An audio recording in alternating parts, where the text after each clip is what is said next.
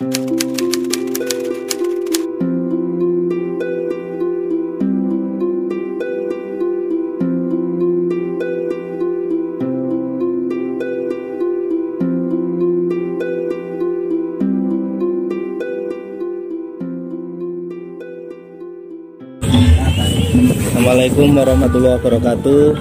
Kali ini kita berada di Desa Mulurjo. Kita berkesempatan mengikuti perjalanan Bapak Dian Soekarno selaku penulis buku tentang sejarah yang ada di Jombang.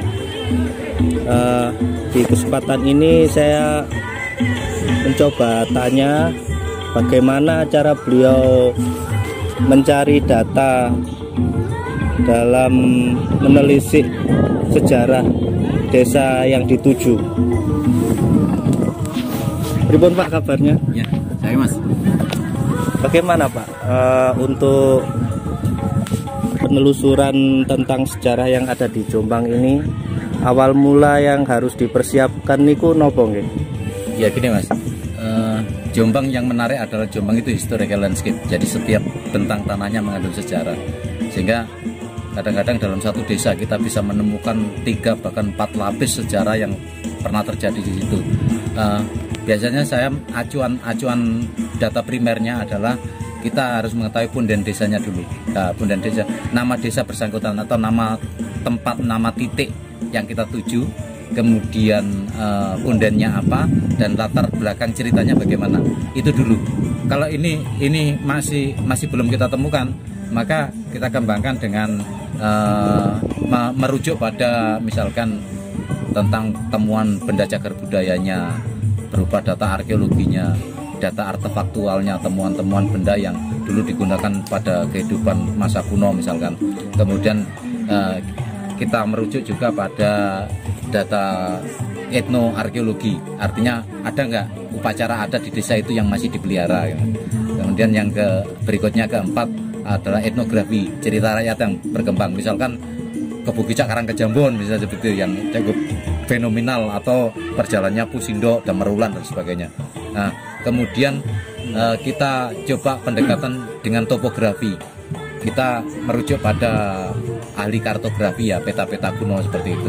Bisa dari peta zaman Belanda atau mungkin pengelana asing yang kita cari di perpustakaan maupun di museum ya. Nah, kemudian toponimi, adakah persamaan dari nama kuno dengan nama sekarang? Juga kita melibatkan teman-teman ahli prasasti, epigrafi, teman-teman filologi naskah kuno seperti itu. Itu kemudian dari serpian-serpian, mosaik-mosaik data itu kita rangkum dan menjadi semacam penceritaan sejarah. Itu sementara yang saya lakukan Mas. Seperti itu. Ada kesulitan nggak Pak selama pencarian data sejarah yang ada di Jombang ini? Iya. Setiap hal besar itu selalu menemui kesulitan. Tetapi saya tidak menganggap itu sebuah kesulitan, melainkan sebuah tantangan. Rata-rata Mas, ada pergeseran nama wilayah, kemudian temuan-temuan yang konon pernah ditemukan itu sudah mengalami vandalisme, sudah mengalami sudah dijual ke kolektor dan sebagainya. Itu kadang-kadang yang cukup merepotkan dan menyulitkan gitu Mas. Seperti itu. Ya.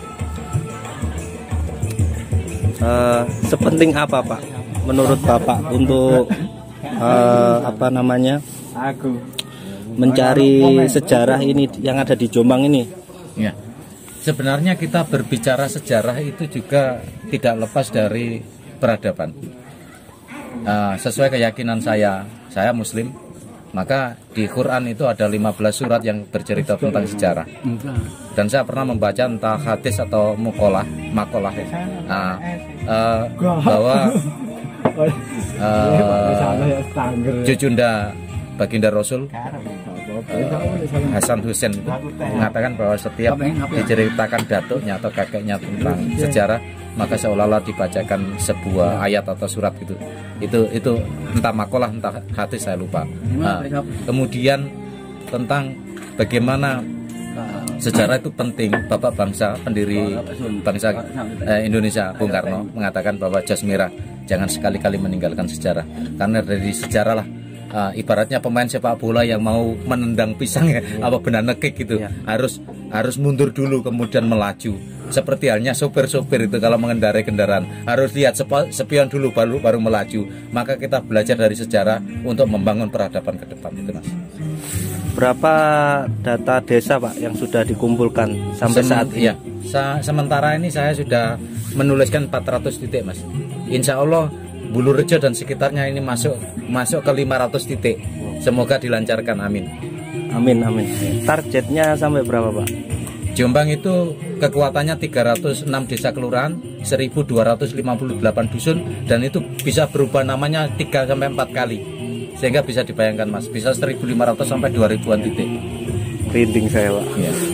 Dan saya butuh waktu 10 tahun lagi, semoga dipanjangkan umur dan dibarokahkan pencapaian, termasuk narasumber saya, sehingga nanti awet guyon. Nggih, matur suwun Pak.